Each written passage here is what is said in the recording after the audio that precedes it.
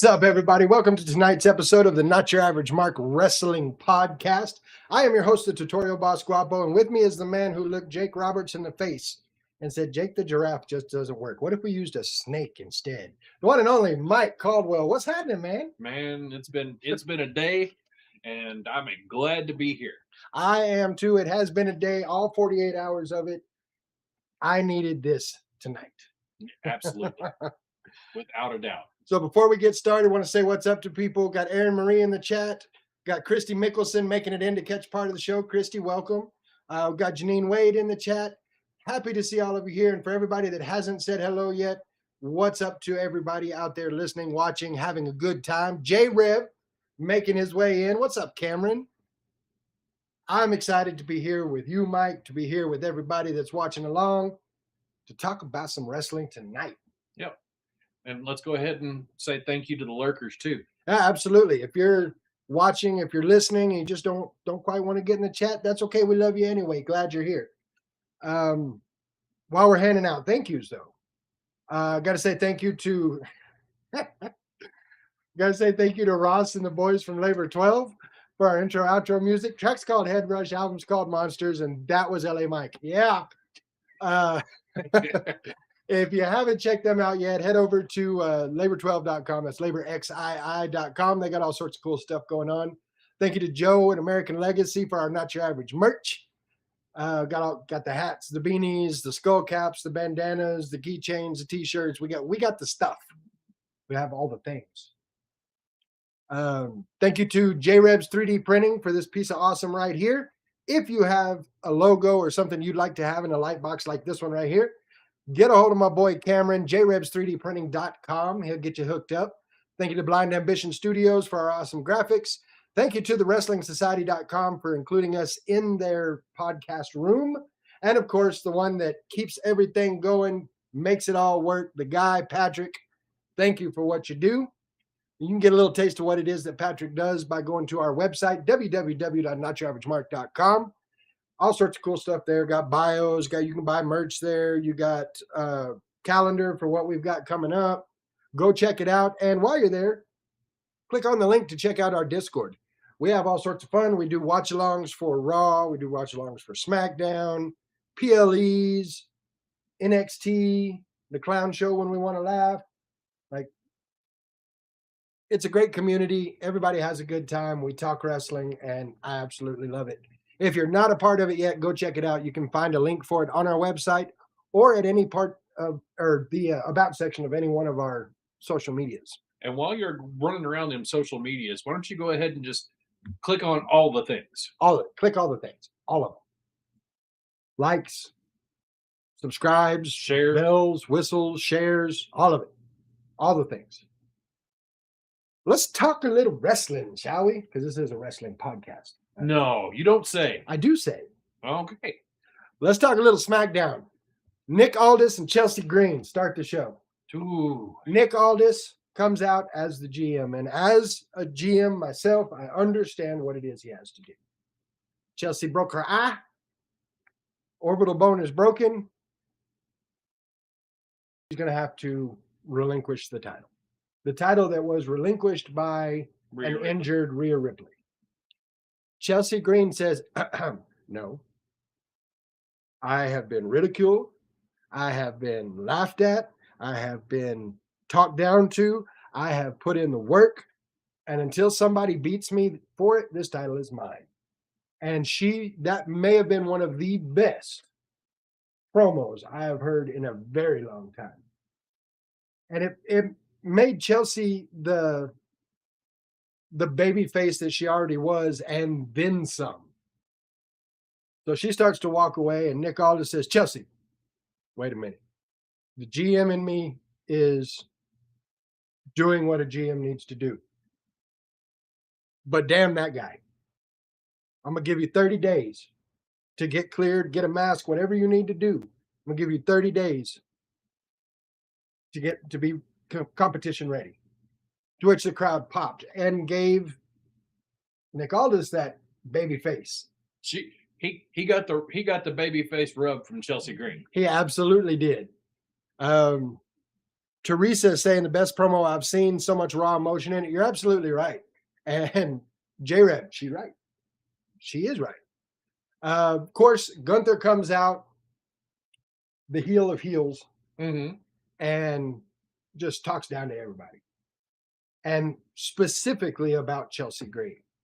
Now, what happens when you talk down to Chelsea Green? You upset her husband. And out comes Matt Cardona to let Gunther know he does not appreciate the way he's talking to his wife. Yeah, all the way from catering. All the way. That was a Gunther line right there. All the way from catering. Oh my goodness, you have the knight in shining armor coming all the way from catering to avenge you. And avenge her he did, because that's the first match we ran into. Now, this is an impromptu match. And this is something that I think has been missing from impromptu matches. They were in street clothes. And they're both of them in jeans, ready to fight. That gave to me, pulling the curtain back a little bit, that is the way you portray an impromptu match. You didn't go to the back. You didn't come out to talk in your tights. You're in street clothes, ready to fight. And I think that was a really, really good move. And it made it a hot start right from the beginning of the match. And we had a nice little false finish for Cardona in there. Referee was distracted for a second. Cardona got the low blow, rolled him up. 1-2, he kicked out. This close.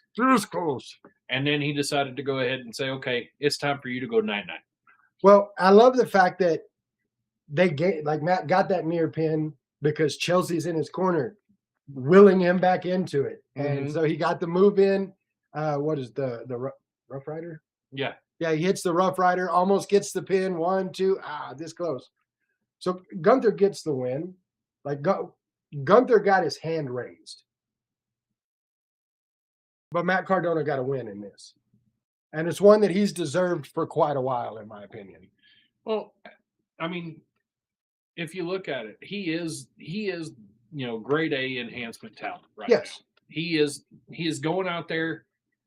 He is putting over as many people as he can put over, but in the loss, you don't have to go over to get over. That's right. And that earned him so much face. It did. It and not only did it earn him the face, but it sets up a future program. One that, again, I feel he is very deserving of. And then when it's time to do business, Gunther will do business. Yes, we've seen that in the past. So after all of this is done, well, I guess it's kind of before they got in their match. Or no, it was at the end of that match. Nia Jax comes out, says she wants a shot at the belt, which she's got to wait 30 days for it. But she wants a shot at the belt. And of course, she and Lash Legend start cornering Chelsea. And out comes Tiffy time. Tiffy time. I still can't with that shit. She comes in for the attempted save. Doesn't quite get it pulled off. I loved and hated this part of the part of this, because Chelsea couldn't do anything. No, she's not cleared to do anything. She's like, somebody help, help, help me. And it was damsel in distress, and it just sucked. Really did. It did, but it did set up for future things. Well, it also did one of the things which we'll talk more about later, but it got Chelsea, or not Chelsea, it got Tiffany down to where she had an out. All right, so we go from there to backstage segments. Our first one being with Charlexa, a newly reunited Charlexa, and Tatum Paxley. And I love the dynamic here. So you've got the sometimes dark, sometimes bubbly Alexa Bliss. And you've got the Diva Queen. How does Alexa do it? You got the Diva Queen Charlotte Flair. Mm-hmm. And then you've got the psycho unhinged stalker lady, Tatum Paxley, with this whole shrine to the tag team. What could go wrong? What could go wrong with that? I mean, I do like where they're going with this, though. And Tatum Paxley, she's going to be a good mix into this, especially when they finally be like, okay, you go over there and we're going to go over here, and she loses her shit. Oh, yeah. That's going to be great. I can see it already. That this is going to be a WrestleMania match. I'm going to tell you right now, just judging from the shrine that she had with all the pictures and stuff, I'm putting money on it right now for everybody that's listening. At some point, they're going to tell Tatum that she can't be there, and they're going to walk in and all the eyes are going to be X'd out in every one of those pictures. It's going to be uncomfortable. It's going to be uncomfortable, but I'm going to be ready for it. We go from that to another backstage segment with Cody and Nick and Sammy. Mm-hmm. So Cody and Nick are talking, and he's like, I want to end this thing. Cody says, I want to end this thing with Randy Orton. He's like, Nick's like, I don't know. I got an idea. Just floating it out there. What about Sunday night's main event, maybe? Which, of course, brings in Sami Zayn. Of course, you're going to give the Golden Boy a match. Cody got angry. Like that's what I love. We're starting to get that darker, angrier Cody. Yeah, I'm really appreciative of the fact that it takes me all the way back to Memphis wrestling. Mm-hmm. Right, where Jerry the King Lawler was this heel that nobody cared for, nobody liked, and everything else, and then he won the crowd over. Mm-hmm. And then whenever somebody got over on him, he's like, King's gonna be back next week. And then everybody loved the fact that he was this guy that was cheating just as much as the other guys. Well, this segment did two things for me. It gave us the darker, more angry Cody Rhodes. Like, I feel like we're slow burning that turn. Like, it's coming. So we get the darker, angrier Cody Rhodes. And because of the match that was set up there, Nick says, I'll give you to a match. And Sammy, if you win this match, you get a shot at whoever wins out of Kevin Owens and CM Punk. So it set up a match to give us Sammy versus KO. Again. But there was no match. Well, we're not there yet. Hold your horses. We'll get there. But no, it was a good segment. It opened a lot of doors. United States Championship match. Carmelo Hayes versus United States Champion Baron Corbin. First and foremost, got to point this little thing out because I thought it was the coolest part of the whole thing. Don't get me wrong, they're both great wrestlers. But seeing Carmelo Hayes do the frog splash in homage to Eddie Guerrero, after hearing that he was in a seat in that arena to watch Eddie Guerrero versus Rey Mysterio. Mm-hmm. That's those little things like that are just really, really cool. Yeah, I really enjoy that as well. Like those little bits of trivia, I think are really awesome. This is a good match. I mean, you knew it was going to be, but I'm really starting to dig the repackaged Baron Corbin. This is kind of where Triple H had the intentions going to begin with Baron Corbin before somebody else who will remain nameless decided to change things up. Yeah, true. Now, there's one thing I'm not real sure about here. So, Little Yachty. Trick Williams, Little Yachty come out. Mm-hmm. Little Yachty goes after Corbin with the kendo stick, and then they beat him down. They're standing tall in the ring.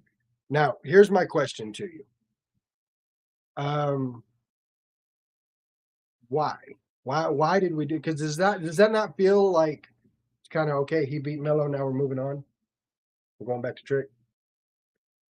I feel like there's still more questions than there is answers. True. Very true. But it seems to me that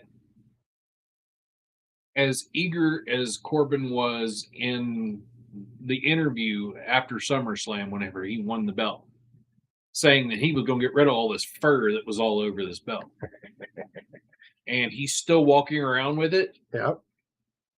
What, 3 weeks later? I believe 3 weeks is right. So, I believe there's something to that. Could be a tell. Could be. I'm interested to see where they go because I don't feel for like even though it has that feeling that they've kind of moved on from Mello to get back to Trick. I don't think Mello's done with this. Not by a long shot. That moves us into the second big promo of the night, that being our champion CM Punk and Kevin Owens face to face in the ring. J-Reb saying they spend a ton on merch and can't throw it away. I mean, fair. CM Punk, Kevin Owens face to face. More of this, please. This was such a good promo. I'm not saying it was a better promo than Chelsea's because Chelsea's was damn good. No, this was a good back and forth pre-match. Yeah, that. And we have so much with this. We have,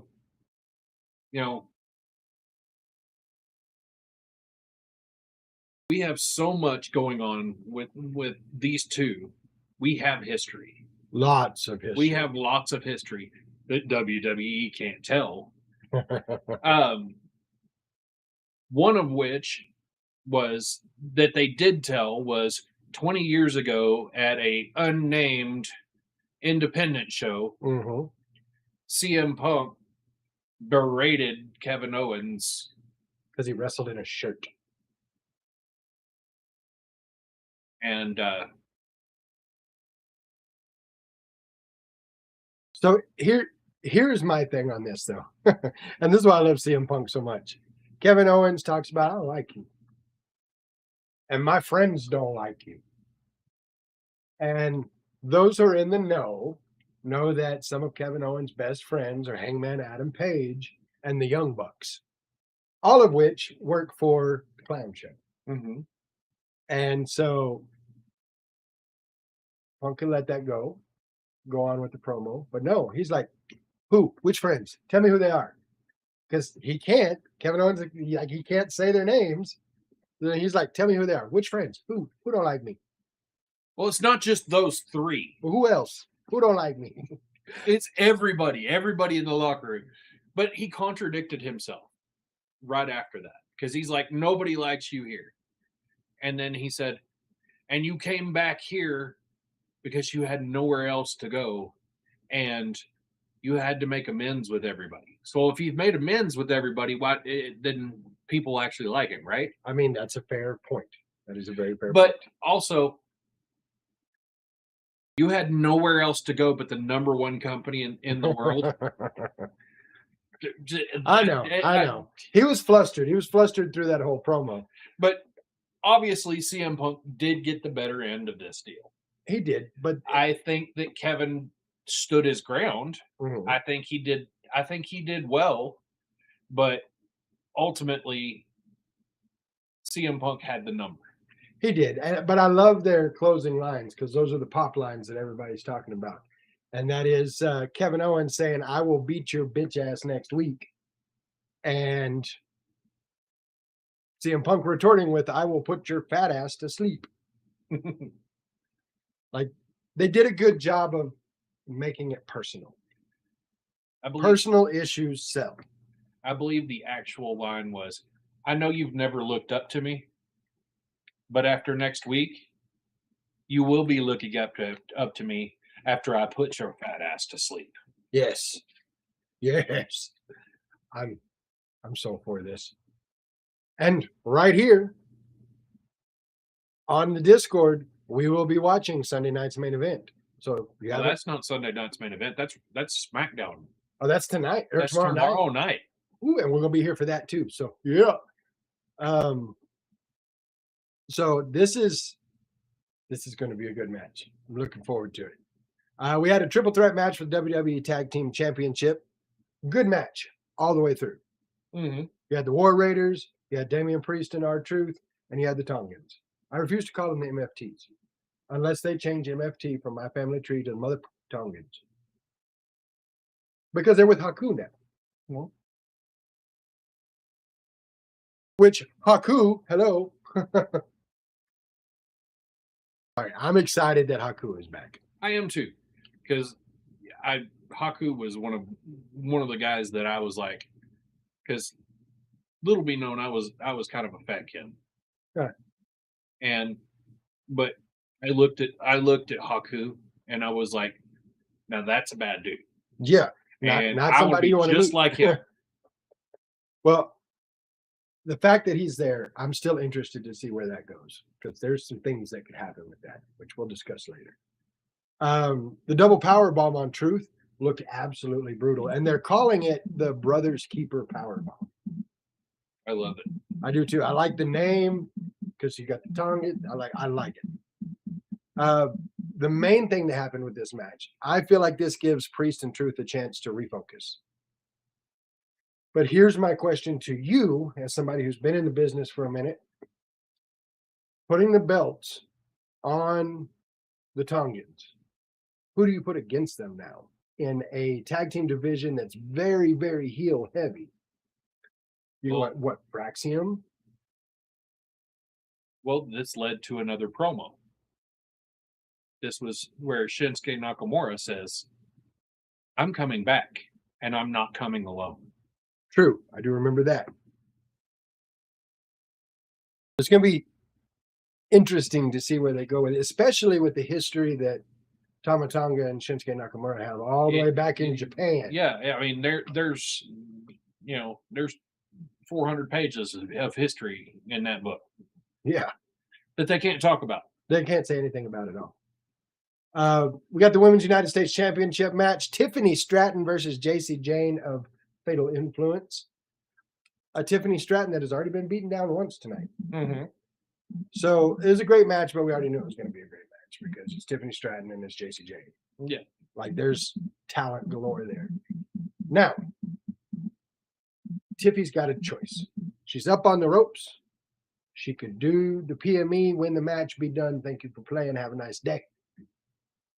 But she looks over and sees the other two members of Fatal Influence picking on Chelsea Green. So she instead jumps off the rope, takes them out, and then gets beat. 1, 2, 3, middle of the ring, JC Jane. And new Women's United States champion. Mm-hmm. Now, Tiffy playing hero to save Chelsea again is going to come back around. You know it's got to. It's going to be something where her being cost the title is going to have to be answered for in, I don't know, 30 days. I feel like we're going to get Nia Jax. We're going to get Nia Jax against Chelsea Green as her first defense. Mm-hmm. I feel like Chelsea Green is going to pull it off with Nia Jax. I agree. And then we're going to have Tiffy win the Money in the Bank briefcase again. I disagree. I still say Roxy is winning the Money in the Bank. Yeah, I don't know. Actually, Tiffany doesn't really need the Money in the Bank briefcase. She can turn on Chelsea. Because let's be real about Tiffany Stratton for a second. She is a face, but it feels forced, and she is such a better heel. She is, because she is annoying as shit. And as you build Chelsea up to this mega face, use that to turn Tiffy heel, and you got a hell of a match. Crowds behind everything. I think she's going to turn on Chelsea, and that's going to set up their match. And as much as I don't want to say it, I think Tiffy takes the belt off of Chelsea. I think Tiffy takes the belt off of Chelsea as well. And I think that we've got a whole story arc where everything goes with the roller coaster on that. But the main reason of giving Chelsea Green this title run is to give her credibility. Yep. So and to give a finger to Michael Hayes. Well, apparently there was a lot of stuff that ended up on the cutting room floor that didn't get aired. I know. So Michael Hayes says.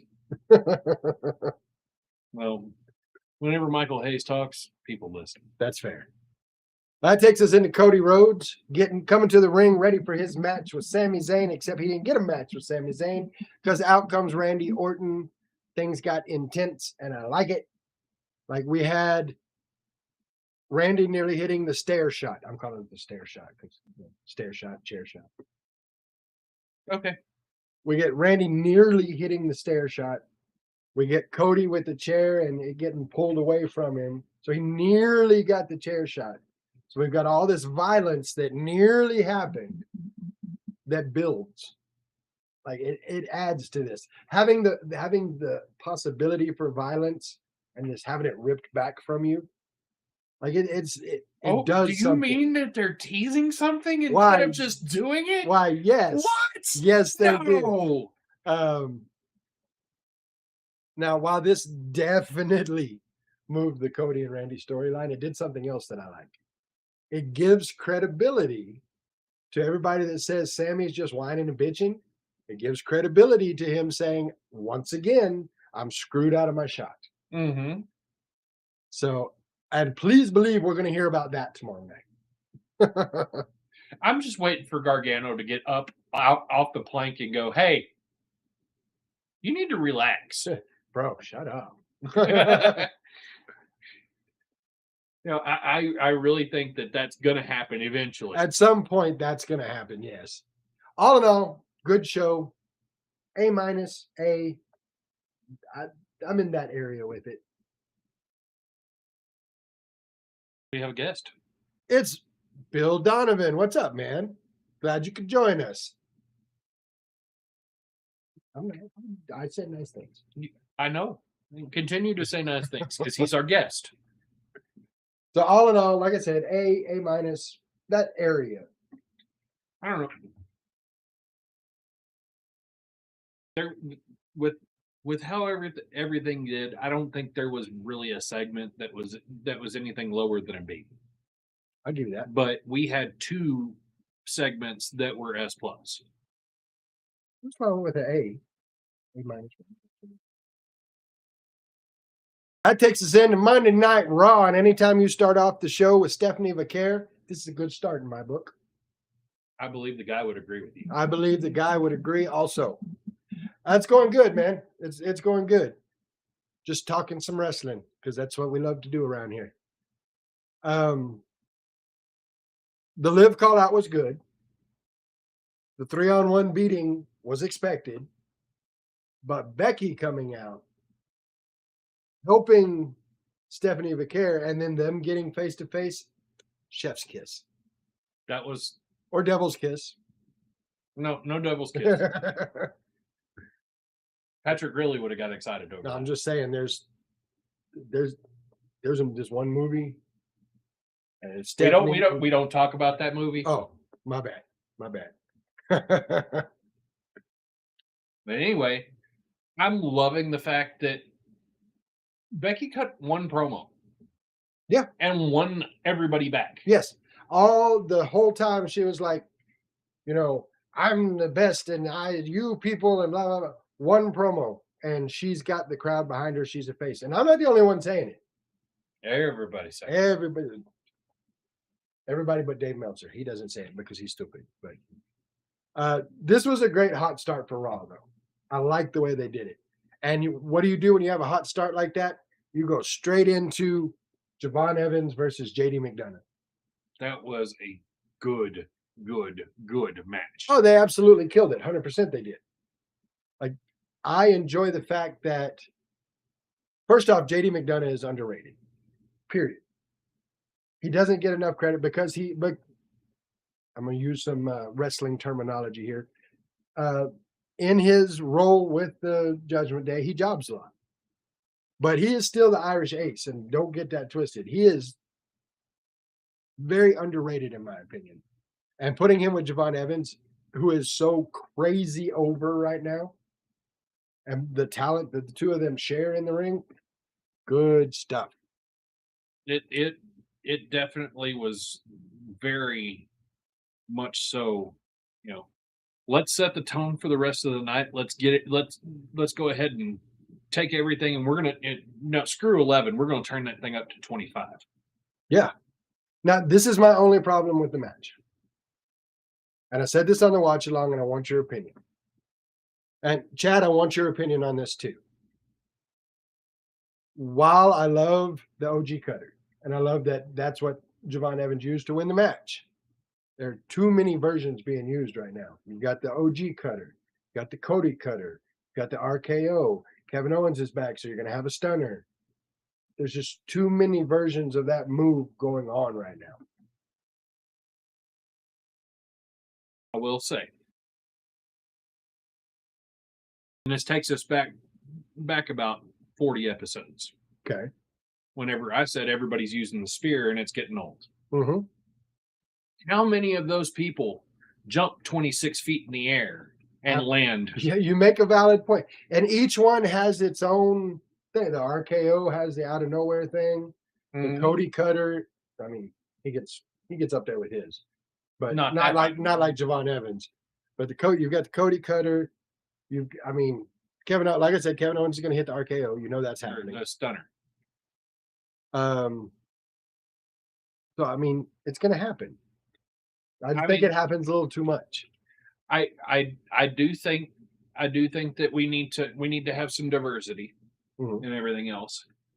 But I mean, we have Jay, Ron Breakker, Roman Reigns, and I believe there's a couple of other people right now that are doing a spear. Yeah.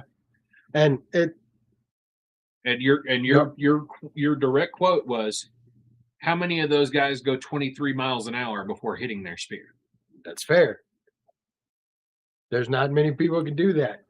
I do agree with, and calm yourself when you hear me say this, I do agree with Bill Donovan saying, yep, everybody needs their own final move or two.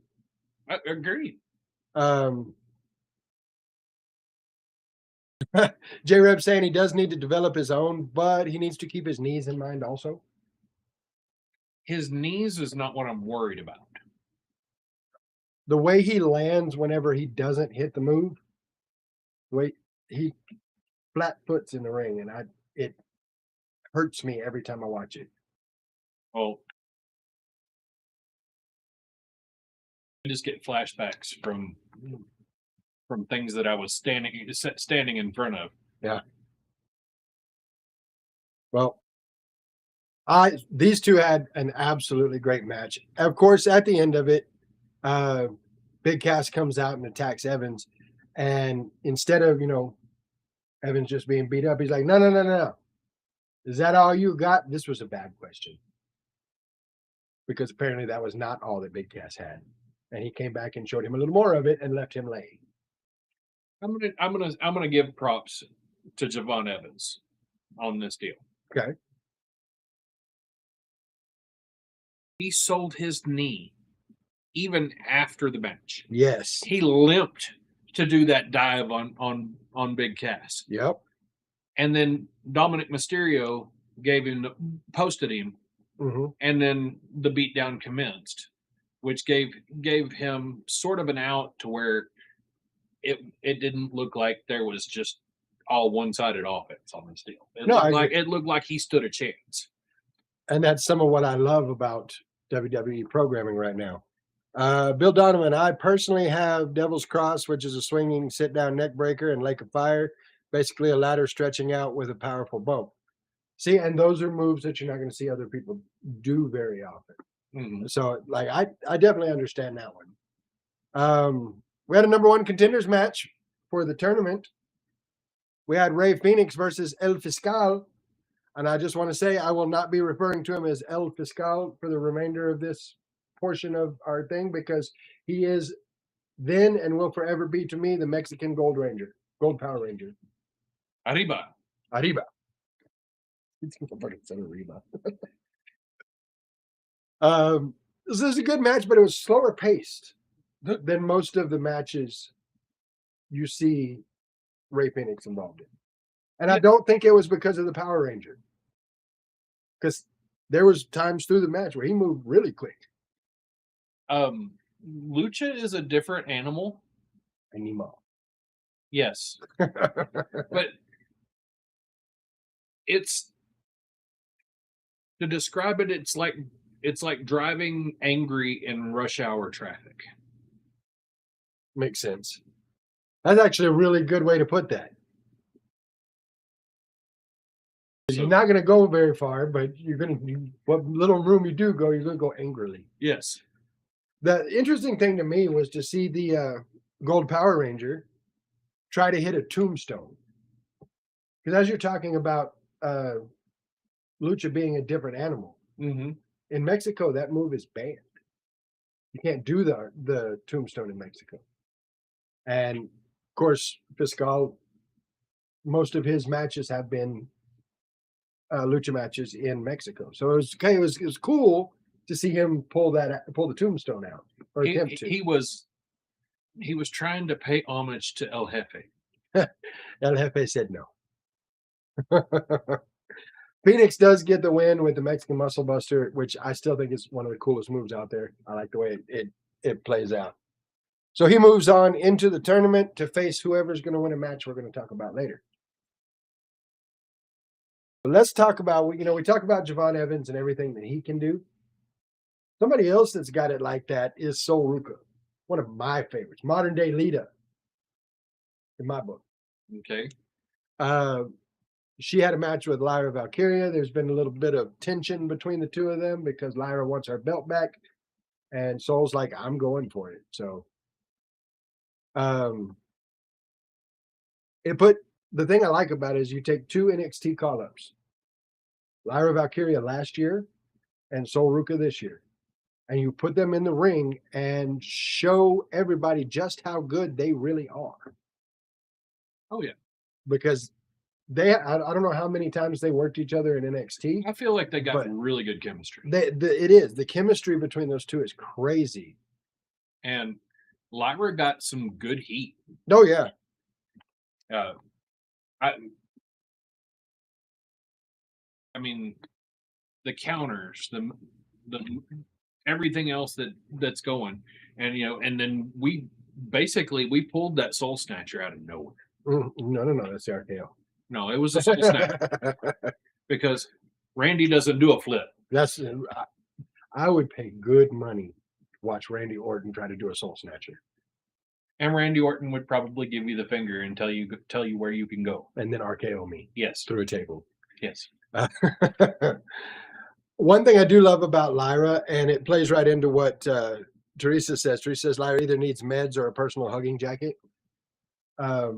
Yes. I love how dedicated to this new character she is. Like completely dedicated to it. I'm digging this character. She's like straight up crazy Harry Potter reject. She does remind me somewhat of the ghost in Harry Potter. Mm-hmm. So, Sol's moveset, the way she does the counters, like she counters moves that you don't think, moves that don't generally get countered. She does counter them, and I think that's part of what I like about her. The Soul Snatcher is still one of my favorite moves. But here's the question for you about this match, and question for the chat as well. We all know that Lyra made her turn on Bayley. They had their match at Saturday night's main event, and it was a brutal match, which Lyra won. does this loss to Solruka hurt that? Easy, Cameron, easy. She's embracing her Mexican American side. I know.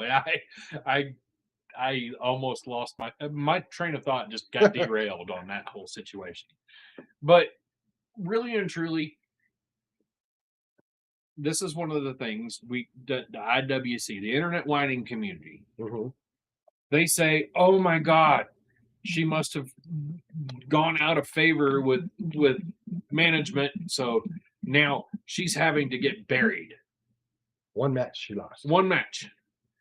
But you know what? It does not hurt her to lose. Because we are hurt her momentum, though. The momentum that she built in beating Bailey. No, because we're working on a character development story here. Okay. Because you get these people that are on a story arc, that are doing things, you know. You have to get the frustration involved. You have to get the, okay, well, I lost, so I get to turn it up a notch. I get to do other things. So you're going to lose matches? Yes, you're going to lose matches. It happens. Yeah, I mean that happens to everyone. We're not in the business of just having wrestling matches to have wrestling matches. We're in there to get characters over and involved in the stories where people want to see these characters. People want to buy the merchandise. And that answer is why I asked the question. Because I think a lot of people miss that the character building is such a strong part of what they have to do, especially when you're making a complete flip from face to heel. And not just a, slow burn like they're doing, in my opinion, they're doing with Cody. No, this was a snap. This was I lost my shit, now I'm crazy. Mm-hmm. So Bill Donovan saying, I honestly haven't been watching, but also this is how I get an update of some kind. So we keep him updated on what's going on. Well, we appreciate that. Absolutely. And Teresa saying her losing is going to make the crazy more prominent, which goes back to what you're saying about building the character. Mm-hmm. So Bill Donovan says, never lost. I got DQ'd a lot. And when I did win the belt, I gave it back because my character doesn't believe in it other than to create chaos. See, again, character building. So we go from there. Speaking of characters, Braun Breaker calling out Obafemi. That right. This is like, oh my gosh, the tension in the room with these two, and I really love how Paul Heyman played the middleman in this, and he reminded me so much of Don King in the '80s with this deal, because he's like, you better not. No, we're not doing this right now. He did better than that. He told him straight up, if you take one more step toward Obafemi, you take a step away from me permanently. And so Breaker backed off. But here's the thing. The whole thing that this is building to is, who's the next big thing? Mm-hmm. Who's the future of the company? Because for a long time, it was, even Seth Rollins has said, Braun Breaker is the future of the company.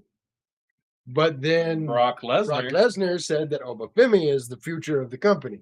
So that's what this boils down to, is who's the future. And I love it when the otherwise loud and grr Braun Breaker gets quiet and looks at Paul Heyman and says, do you think he's the future of the company? Because at that point, if I'm Paul Heyman, I'm not saying nothing. Because that calm, ready to snap demeanor that he has works well with the I'm the ruler, Obafemi. Mm-hmm. But, okay. Heyman is the absolute perfect person for this job. Oh, yeah. He is the only one that I believe could get away with talking about shareholders. Best salesman in the game. That is a quote from the one and only J-Rib. And I agree with you. He's the only one that can talk about shareholders and make it work because he is the best salesman in the game. And he is 100% correct in what he's saying. You don't figure out who the future of the company is in an impromptu match on Raw. You build it and you get everybody interested in it. And you do that at a pay-per-view or PLE, excuse me. You do that on a bigger stage than just free television. Yes. And yes, that was a knock on the clown show. Yes, it was. That was a backhanded compliment. I don't know if it was a compliment at all. So Teresa says that boy has a death wish for calling out Oba. Janine Wade saying Oba because Lesnar gave it to him. Bill Donovan says he is definitely the future of the company as well as some others. But yeah, I hear what you're saying. And see, that's the point right there. That we're at this point of contention. Is this guy the future of the company? Is this guy the future of the company? Bron Breakker is the future of the company. Obafemi is the future of this company. Javon Evans is the future. Ethan Page is the future of this company. We're at a passing. We're at a torch passing. We have the old guard. We have Roman Reigns. We have Seth Rollins. We have CM Punk. We have Cody Rhodes. All of these guys, Randy Orton, all of these main event level superstars that we have right this second are the old guard. They're the old guard right now. They have more time behind them than they do in front of them. Absolutely. And I really hope upon hope that we do not get a definitive winner at Sunday night's main event. Well, their match is going to be absolutely insane. There's no question about that. I think we need a schmoz. Okay. And if I was holding the pencil, I would keep this going. I would keep this going in verbal form until we get something where it's WrestleMania time. And I could absolutely see them doing that. I can see Obafemi saying, I'm the future because Brock Lesnar said so. And Bron Breakker saying, I'm the future because Seth Rollins said so. And so did Paul Heyman until Bronson Reed shows up and says, I'm the future. And then we got another big dude in all this. Do something. So there's a lot of different places they can go with this. But very, very good point from Bill Donovan in the fact that several people coming up are the future of this company. Well, you can't just have one guy. I mean, you had Hulk Hogan and you had the Ultimate Warrior. Mm-hmm. You had Hulk Hogan and Macho Man Randy Savage. Mm-hmm. You always have your A and your B, and it's not necessarily a trade-off of who's A and who's B. It could go either direction at any point in time. But at the same point, like what you said earlier about we are at a point where we're at a torch passing. We're at a crossroads. Mm-hmm. See what I did there? Yes. We're at that point where you had Hogan and Macho and Honky Tonk Man and all of those. And right here underneath the surface, you had Shawn Michaels and you had Diesel, you had Bret Hart, and then you had Stone Cold, and then you had The Rock, and then you had DX. Like that was the changing of the guard then, and we're at a new changing of the guard.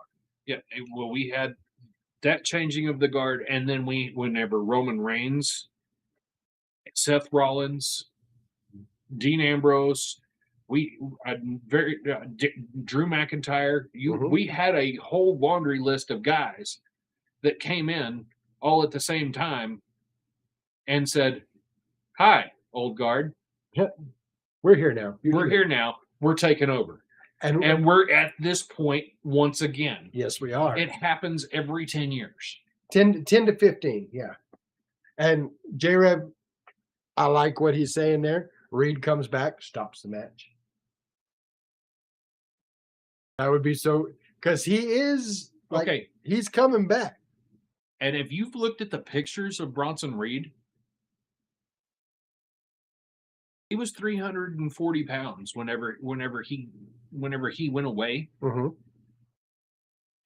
He is 260 now. I am freaking jacked.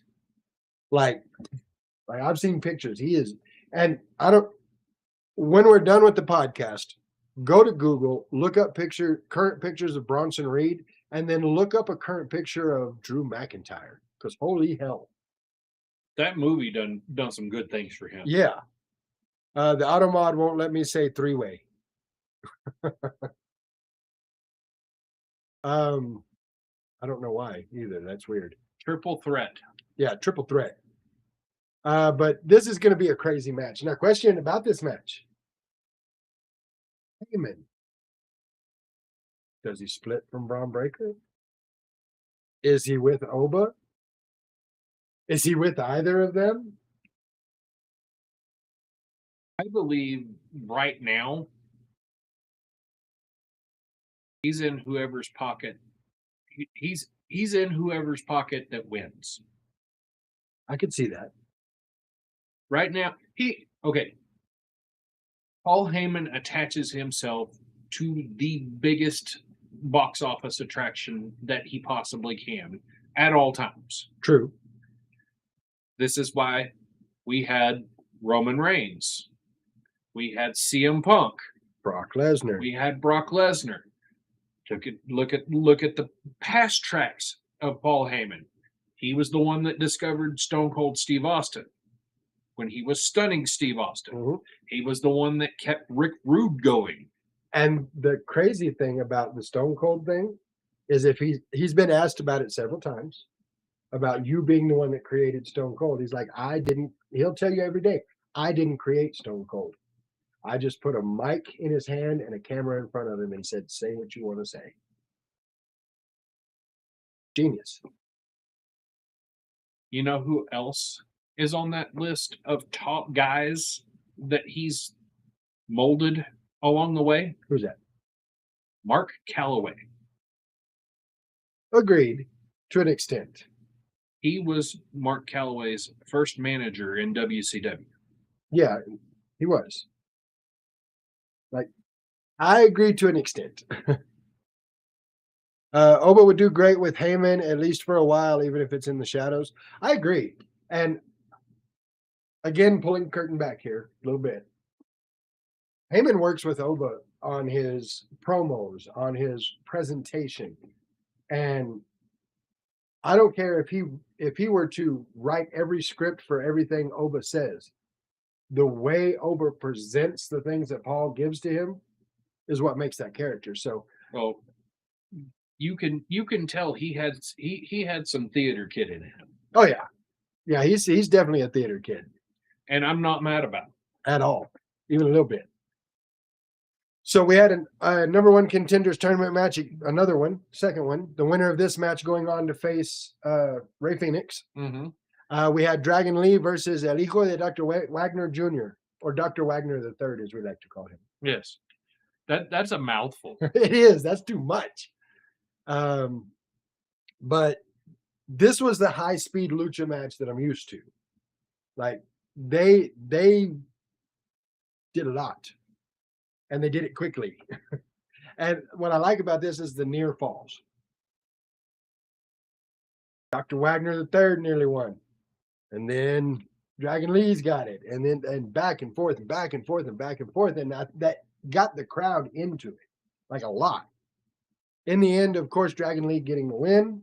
So we get Dragon Lee versus Rey Fenix. And we get Penta versus La Parka. There is no universe in which this doesn't end up with Penta versus Rey Fenix, where you don't get the Lucha Bros.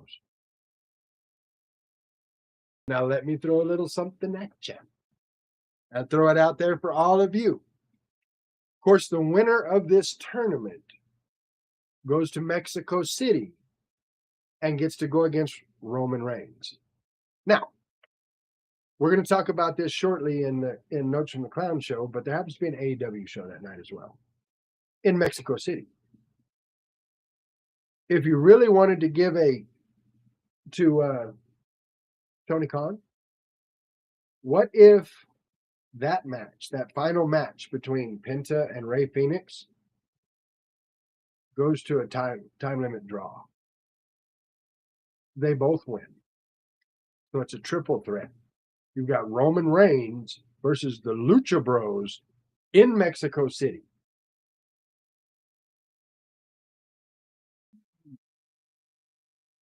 Don't know. I don't.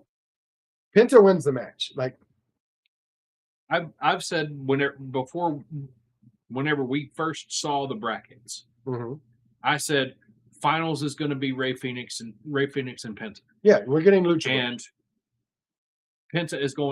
Penta is the hotter single star at this moment in time.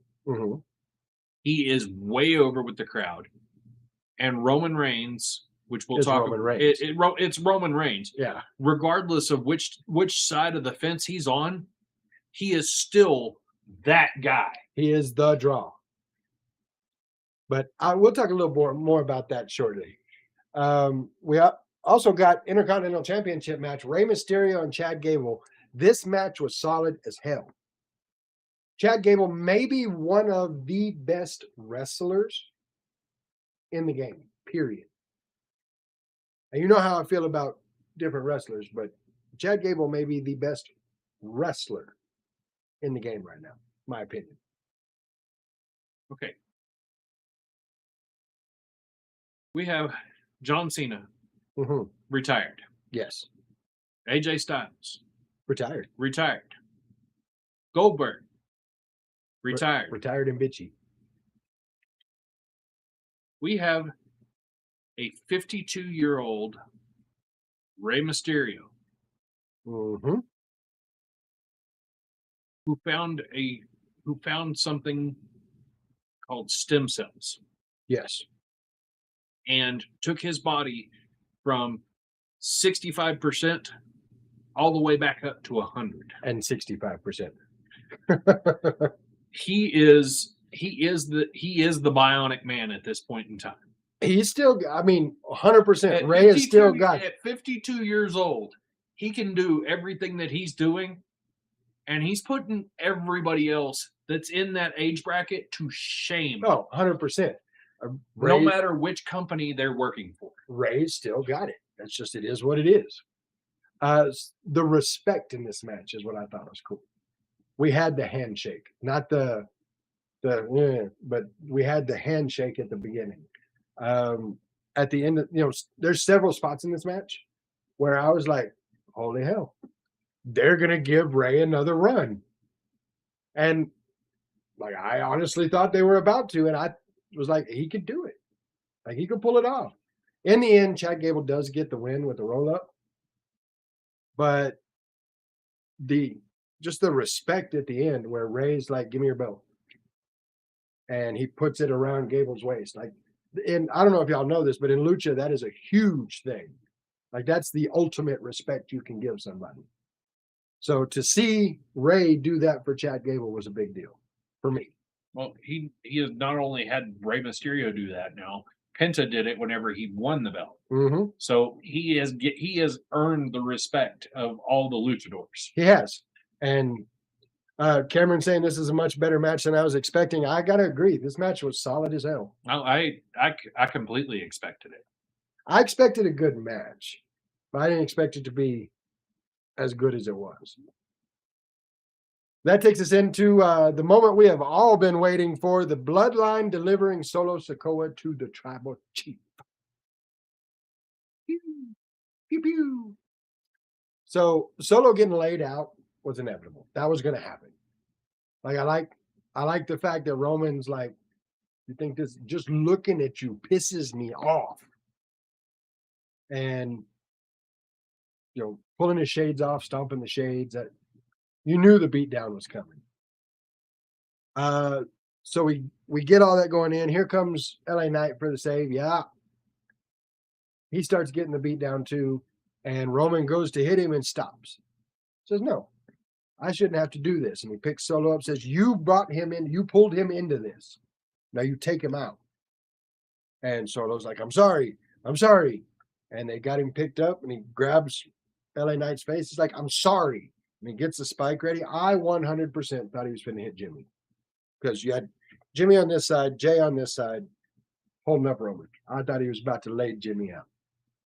Nope. He went straight for Roman. Pow. Said, hey, how about a sore throat? That's exactly what he gave him, too. So that's another thing about Roman. Roman sold the hell out of that spike, which gives it credibility. Kind of like the tongue and death grip. Mm-hmm. It gives it that credibility that you get hit with that Samoan spike, that's going to do some damage. So I like that Roman sold it. LA Knight Solo clearing the ring and taking down Roman was awesome, but not nearly as awesome as when LA Knight came in. Jacob Fatu hit him. Was getting ready to go after him, and Roman said, what did I tell you? I told you don't touch him. Now get in the corner, stand there, don't move. Okay. This is me in the corner shutting up, not gonna say a word. I'm gonna just sit over here. I'm not doing. Ooh, that looked like that hurt. Yeah. I'm not doing nothing. I'm sitting there in the corner shutting up. Jacob standing in the corner going, damn, that had to hurt. Too bad I got to stand here in the corner. Can't do nothing about it. That's got to suck a lot. And then watched Solo and LA Knight as they got out of the ring and left. Still standing in the corner, not doing nothing. I wonder when everything went off the air. Do you think Roman came up to him? Why did you? You told me to stand here. You told me to stand here and not do nothing, so I stood here and not do nothing. Well, the other thing I love is see Solo did his thing, and like he's got his whole thing going. The story for this segment was Jacob for me. Not only did he do the stand in the corner thing, but the craziness in his face when he hit Solo with the tongue and death grip, and then the disgust on his face when Roman put the Ula follows Jay Jimmy. Yeah, and then the dismissive look when he's standing in the corner and Roman's getting beat down. He told every moment and every emotion of that story, and he never said a word. He said nothing and told every bit of that story. And that is awesome. For me, anyway. I liked Raw. I think this was a good ending to Raw. And I am going to throw it out there that on Raw Monday, there's going to be something where Jay's like, why didn't you do nothing? And all I'm hearing right now, I don't know if we have any Friday fans on here, but all I'm hearing is Daddy going, why you ain't do nothing when the fat lady jump on me? Like, that's all I'm hearing in my head. But Jay's going to be like, why you ain't do nothing when Solo jumped everybody? And I got told to stay in the corner. And if you raise your voice to me again, I'm going to do something. And remember, I don't take orders from your punk ass. Okay.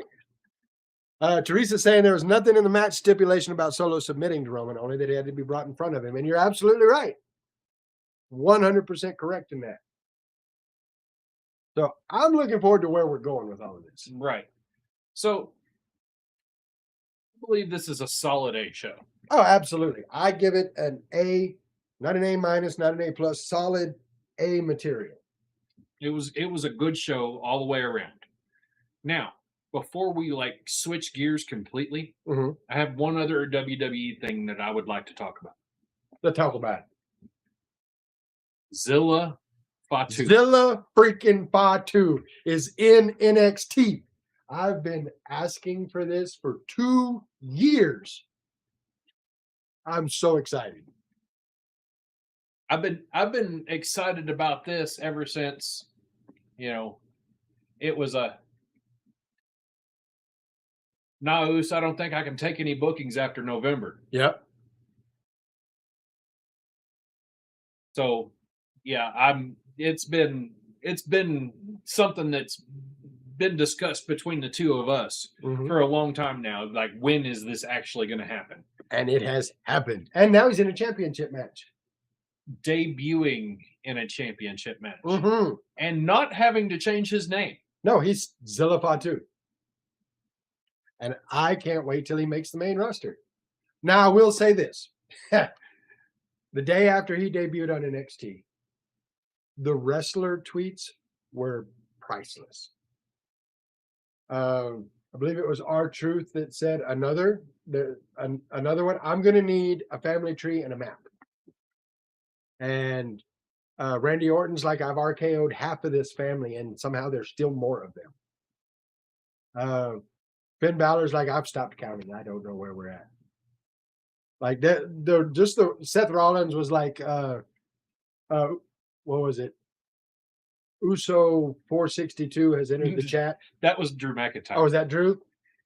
And Cody said, okay, we need to find out where this factory is. Where's the Samoan factory? And we need to shut it down. And Gunther said, what do I got to do? What do I got to do? I'm going to start retiring, folks. So J-Rev talking about, are we getting a bloodline civil war soon? I'm glad you asked that, because I think we absolutely are. I think we're going to get a civil war, bloodline civil war, that ends up with the SWO. They're all going to come together and run roughshod. Well, the SWO is actually already out in existence, so that can't happen unless WWE pays for that trademark. I don't think they won't.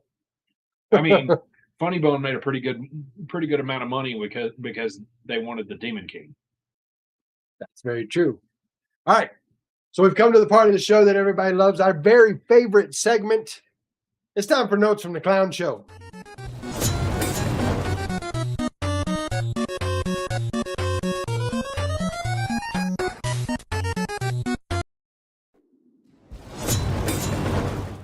And in case you're wondering, yes, we did spend that entire time going. We did.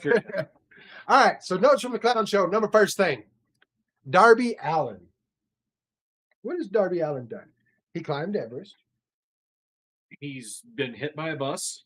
He's coffin dropped through everything that can hurt you. Yes. What's left for him? I know. Let's James Hetfield this shit and walk into some pyro. That's exactly what happened on AEW Dynamite. This was a bad angle. And it's supposed to have been a trap set by somebody. Don Callis. Was it Don Callis? It's supposed to be a trap set by Don Callis. And this was bad. Like, first off, the pyro was crazy. And he's Darby Allin. So, of course, he's standing right in the middle of it going, ow, ow, ow, ow. But he's not moving. But it was a Jeff Hardy CM Punk rewrite from 2000. I know. Thank you very much for bringing that up. Okay, so not only was this a bad angle and a copycat angle, all around a bad idea. And not because he caught himself on fire and got stretchered out, but because the smoke from that angle was so thick that for the rest of the show, people were chanting, "We can't see," because the smoke didn't dissipate. So, smart. I mean, it's Darby Allin. If you wear big floppy shoes and you wear a red nose, you're going to get accused of being a clown. This is correct. Speaking of clowns, next thing. Oh, Chris Jericho. Oh, how the mighty have fallen. Oh. So, little background. There's this match, right? It's Chris Jericho versus Kevin Knight. Okay. We run through the match. Things are going on. And Chris Jericho has Kevin Knight, walls of Jericho, center of the ring. Don Callis slides into the ring and coming at him. And what does Chris Jericho do? He says, no, get out. Which Don Callis does. He gets out of the ring. And then I'm going to say this and then pause for a moment for you to picture this in your mind. Chris Jericho, who has the walls of Jericho on Kevin Knight in the middle of the ring, pulls him to the ropes so Don Callis can poke him in the can poke Jericho in the forehead with a screwdriver. And then he sells the screwdriver thing.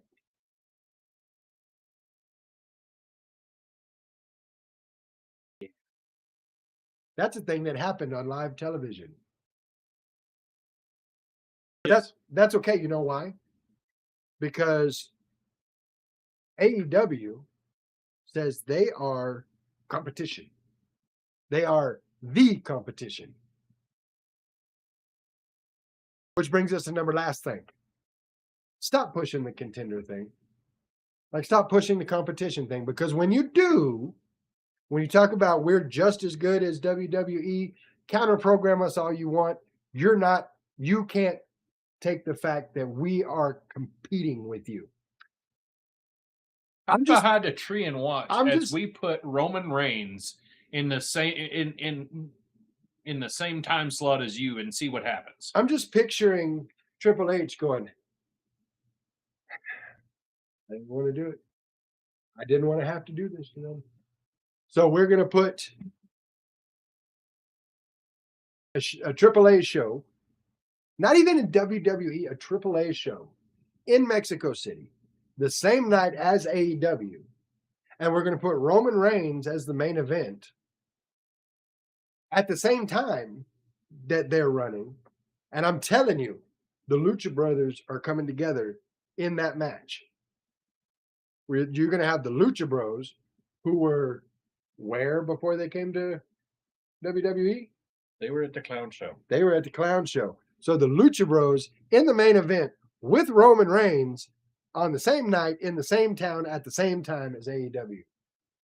Stop poking the bear. It is what it is. Because, I mean, do we have a number next thing from that? No, I don't. Well, no, that was my number next thing. Last thing. Then we need to just go ahead and say it. Tony Khan? You, sir, are a clown. And you run a whole ass clown show. Now, I talk about the clown show a lot. So let me make one thing clear about the clown show.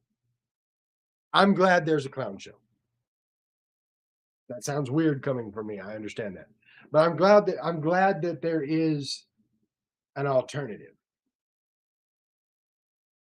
Basically a Pepsi to a Coke. See, I've heard that WWE's Coke, so they're Pepsi, but Pepsi Phil went to WWE. So tell me how that works.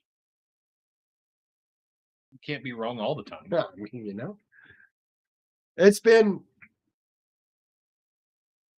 if Tony Khan would just spend money and shut up, just let somebody else handle the big boy work.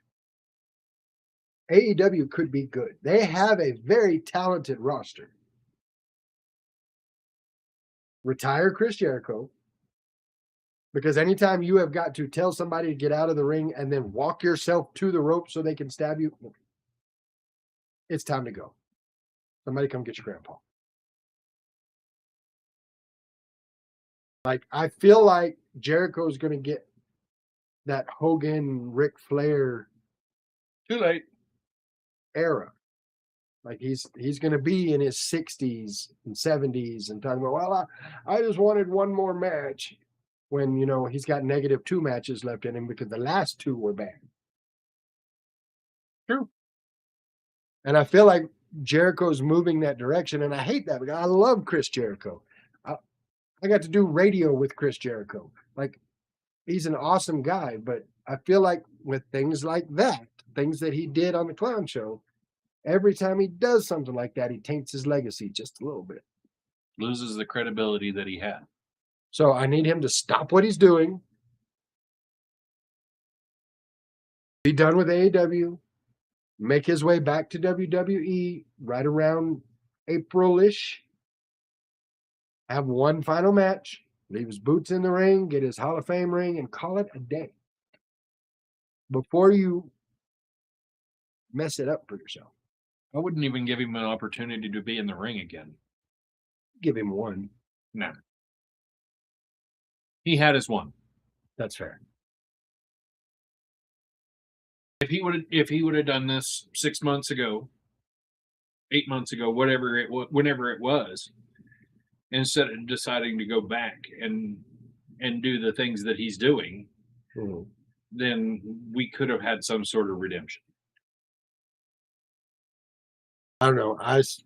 I hate to see it, especially from Jericho, but I mean, what are you going to do? So while I realize it is a little bit early, we've been finishing a little bit late last couple of times. So we're going to go ahead and shut her down a little bit early because we got through everything. So Mike Caldwell, my friend, for the people watching, the people listening, the wrestling world in general, the floor is yours for your final thoughts.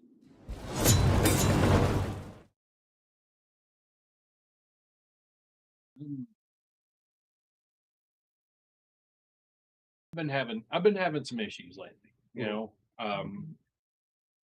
put it all out there. I kind of feel like life has had me in a handicap match and I have nobody to tag in. Not what you do. But I'm glad I got to be here because this is a lifting thing for me. This is something I look forward to.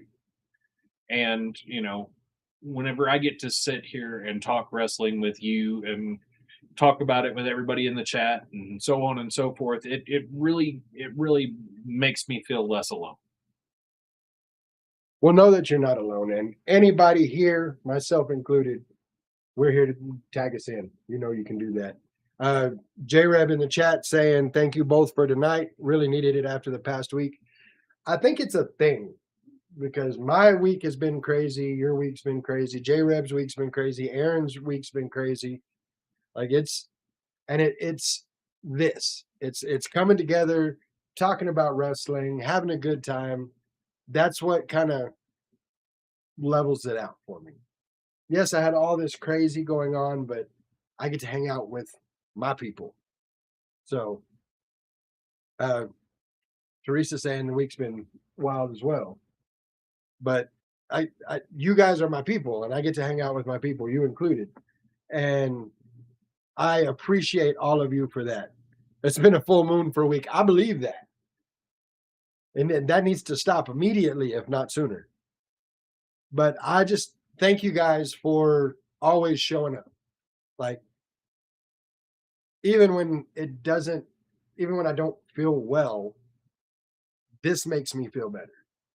So I appreciate all of you showing up. I appreciate you continuing to show up. And I'm going to keep doing this until you guys don't show up. I mean, I may be Jericho and be in my 70s going, I'm just going to do one more episode. But no, I do. I thank all of you guys. I want to remind everyone that independent wrestling is within 50 miles of you. If you haven't gone to an independent wrestling show, do it. You won't regret it. It's 2 this weekend. There's 2 this weekend. Teresa says it's a full blood moon next week with a lunar eclipse. Actually, there's 3 this weekend. What was running this weekend? You got 101 at the Comic-Con here in Lubbock. Yeah. You got Rampage in Odessa, and you got Drop Dead Wrestling at the Midland County Fair. That's right. I forgot about Drop Dead Wrestling. So, like I said, there's wrestling within 50 miles of you. If you haven't done it, it's time. And if you're in this area, September 5th, Jake's Back Room, we have Birthiversary with Squared Circle Pro. September 12th, BCW Texas, Leveland, have Live to Rise, where we get to honor our first responders. We get to honor our first responders. So if you're in this area, we've got some coming up real soon as well. So I hope to see you there. That's it for tonight. I appreciate everyone being here. We'll be here tomorrow night to do SmackDown on the Discord. If you're not a member, what are you waiting for? Come join the fun. Until then, I am Guapo. I'm Mike Caldwell. We're not your average marks. See y'all next time. Yeah.